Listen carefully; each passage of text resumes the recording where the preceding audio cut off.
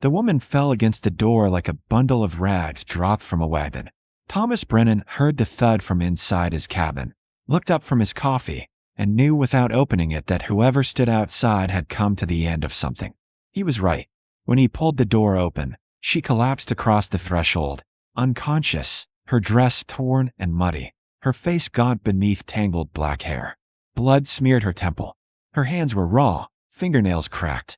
She looked like she'd walked through hell to get here. Thomas had lived alone in these Montana foothills for 8 years. In all that time, exactly 3 people had knocked on his door. None of them had been women. None of them had been dying. He knelt, pressed 2 fingers to her throat. Her pulse fluttered weak but steady. He lifted her. She weighed almost nothing, and carried her to his bed near the stone fireplace. As he laid her down, her eyes opened briefly, unfocused and fever-bright. "Please," she whispered, "don't send me back." Then she was gone again, sunk deep into unconsciousness. Thomas stood there, a man built like a granite cliff, hands scarred from axe work and a decade of hard survival, staring at this broken stranger in his bed. He should ride to town, get the doctor, do this properly. But something in those words, "Don't send me back," stopped him cold. He'd heard fear before. This was different. This was terror. Thomas rolled up his sleeves and went to work. 3 days earlier, the woman had been standing in the center of Coldwater, Montana, while the town pretended she didn't exist. Her name was Iris Dalton. She was 29 years old, and according to every God-fearing citizen of Coldwater, she was cursed. It had started when she was 19. Her fiancé, a young rancher named Peter Calhoun, had died 2 weeks before their wedding, thrown from his horse, neck broken. The town mourned. Iris grieved. Life moved on, until her second engagement, 3 years later. Jonathan Gray, a merchant's son, drowned in the river during a spring flood. Iris hadn't even been near the water. By the time her third fiancé, Martin Shaw, died of pneumonia in the winter of 1891, the whispers had turned to certainty. She's cursed. Any man who tries to marry her dies. The devil marked her. She's a widow 3 times over and never wore a ring. The minister refused her at Sunday service. Shopkeepers served her last, if at all. Women crossed the street when they saw her coming. Children were pulled indoors. Iris lived in a small house on the edge of town that had belonged to her parents, both dead now. She kept a garden, sewed piecework for pennies, and slowly starved under the weight of the town's judgment. She hadn't chosen this.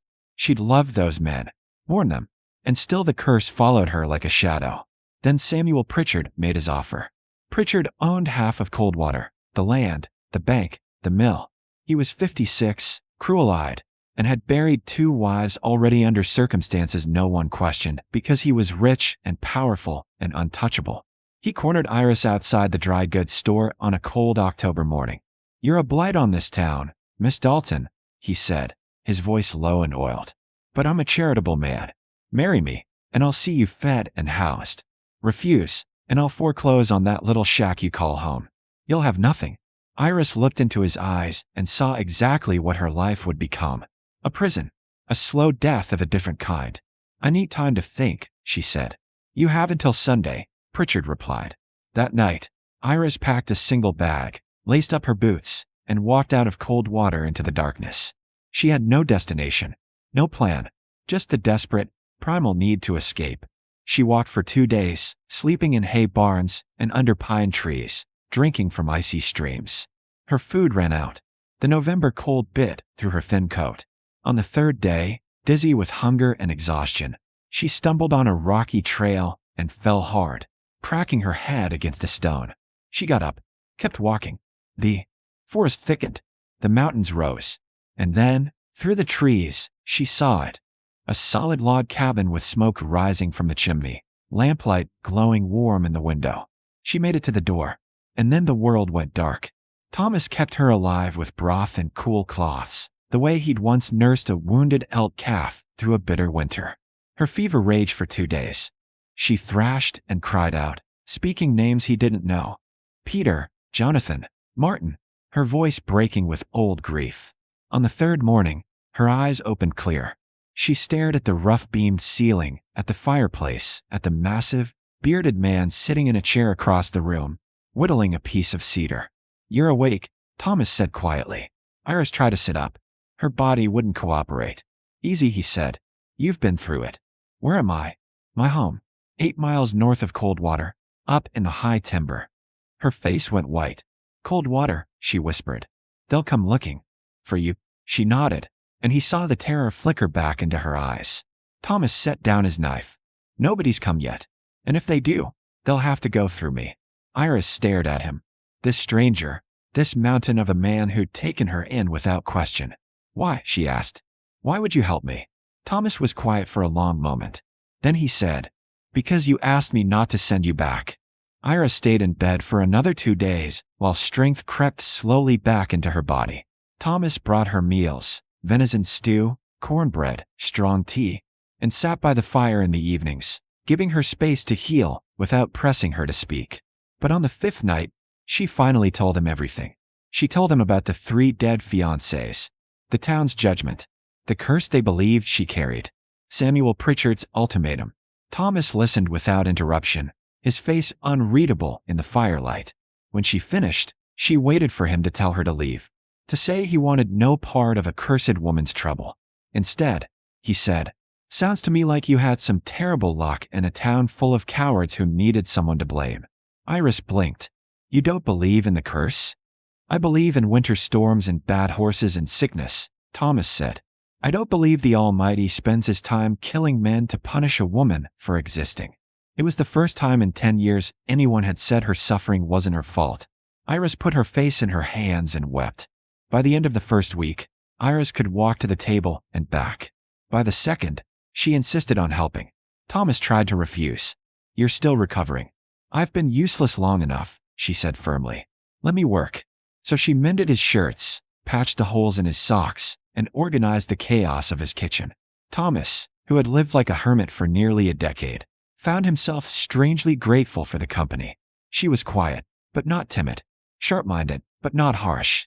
And when she smiled, rare as it was, it softened something in the cabin that had been hard and cold for too long. One evening, as they sat by the fire after supper, Iris said, Why do you live up here alone? Thomas poked at the coals with an iron rod. Came west after the war. Tried town life in Helena for a while. Didn't take. Too many people pretending to be something they weren't. So you left.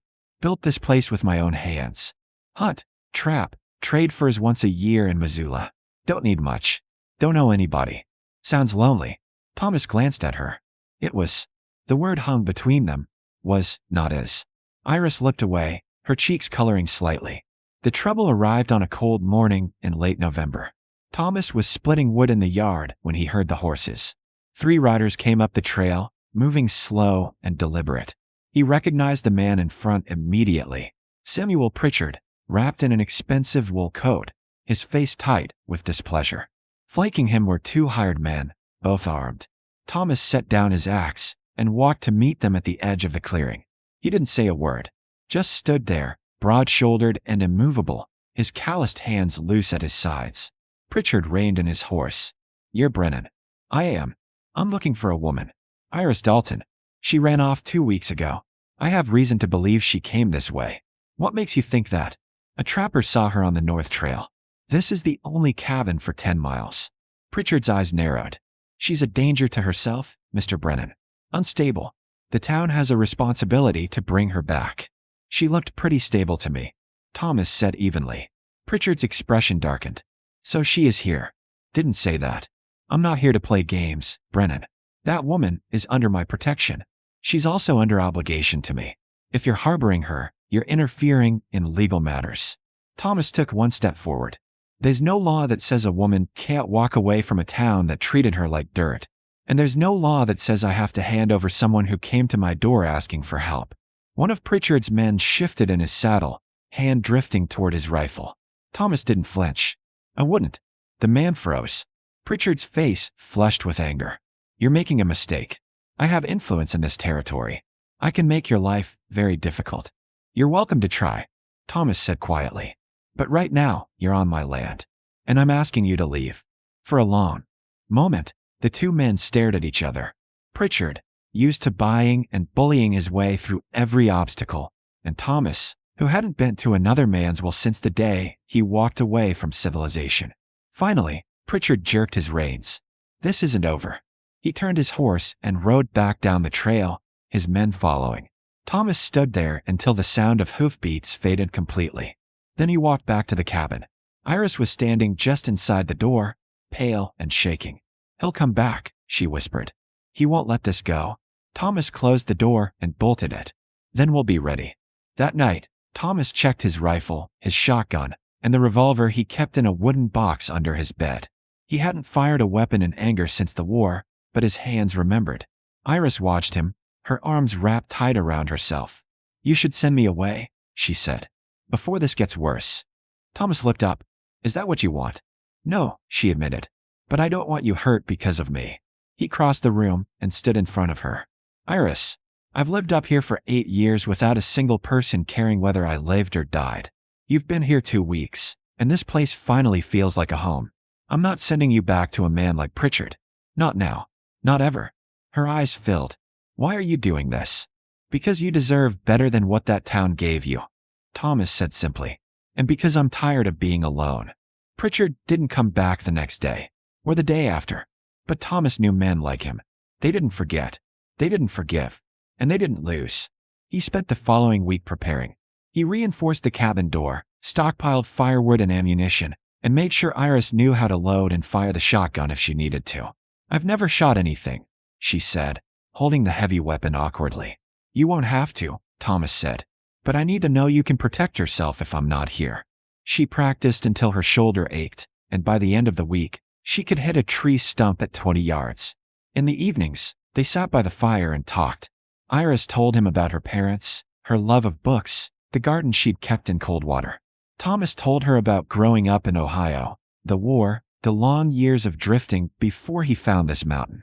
Slowly, the fear in her eyes faded. Slowly, she began to laugh again, and Thomas realized he was falling in love with her. The confrontation came on a Sunday morning in early December. Pritchard returned with 8 men this time, hired guns, hard-eyed and armed to the teeth. They surrounded the cabin, rifles leveled. Thomas stepped onto the porch, unarmed, his hands visible.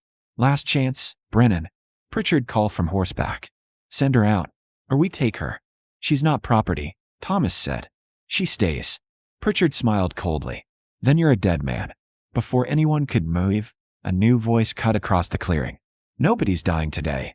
A rider emerged from the tree line, a U.S. Marshal, badge gleaming on his chest, flanked by 2 deputies. Pritchard's face went white. The marshal rode forward slowly, his hand resting on his sidearm. "Samuel Pritchard, I've been looking for you. Got some questions about your last 2 wives. Funny thing, both of them died right after signing over their property to you. The territorial judge finds that real interesting." Pritchard's men shifted uneasily. "You've got no proof," Pritchard said, but his voice shook.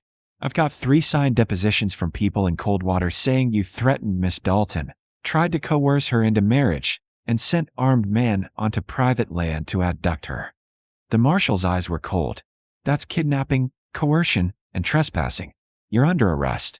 "This is insane," Pritchard shouted. "She's cursed. Everyone knows it. The only curse around here," the marshal said, "is you." He nodded to his deputies. They dismounted and pulled Pritchard from his horse, cuffing his wrists while his hired guns scattered into the trees, unwilling to face federal law. The marshal tipped his hat to Thomas. "Got an anonymous wire in Missoula 2 days ago. Somebody said a woman's life was in danger up here. Figured I'd better check it out." Thomas glanced back at the cabin. Iris stood in the doorway, her eyes wide. "Thank you, Marshal," Thomas said. "Thank whoever sent that wire," the marshal replied. He hauled Pritchard onto a horse and rode down the mountain, leaving silence in his wake. That night, Iris and Thomas sat on the porch steps, wrapped in wool blankets, watching the first snow of winter drift down through the pines. "You sent that wire," Iris said quietly. Thomas nodded. "Rode to Missoula the day after Pritchard's first visit. Figured the law needed to know what he was up to. You risked everything." "No," Thomas said. "I protected what mattered." Iris turned to him, snowflakes catching in her dark hair. "I don't know how to repay you." "Stay," he said simply. "If you want to. No obligation. No pressure. Just stay." She looked at this man who had taken her in when she had nothing, who had defended her without asking for anything in return, who had seen her at her lowest and never once believed she was cursed. "I want to stay," she whispered. Thomas reached for her hand. His palm was rough and warm, and when she laced her fingers through his, it felt like the first solid thing she'd held in 10 years. Spring came to the Montana high country in a rush of wildflowers and snowmelt. Iris planted a garden behind the cabin, carrots, beans, lettuce, and Thomas built her a small greenhouse to protect the seedlings from late frosts. In June, the minister from a neighboring town rode up to perform a quiet ceremony on the porch. No guests, no town gossips, just Iris in a simple blue dress and Thomas in a clean shirt, speaking vows under the wide sky. When the minister asked if anyone objected, the only sound was the wind in the pines. Iris didn't die. Thomas didn't die. The curse, it turned out, had never been real. News filtered up from Coldwater that Pritchard had been tried and convicted of fraud and coercion. His assets were seized. The town, embarrassed and shaken, quietly stopped talking about curses altogether. Iris never went back. She had no reason to. She had a garden, a home, and a husband who loved her not despite her past, but because of the strength it had forged in her. And Thomas, who had spent 8 years alone in the wilderness, finally understood that the greatest treasure a man could find wasn't gold or land. It was someone worth staying for. On a summer evening, as the sun set gold and crimson over the mountains, Iris stood in the doorway and called Thomas in for supper. He came up from the woodshed, sawdust in his hair, and kissed her temple as he passed. Inside, the table was set. The fire burned warm, and the cabin that had once been a refuge for one had become a home for two. The town's cursed woman had collapsed at his door, and what Thomas Brennan did next didn't just change everything. It saved them both.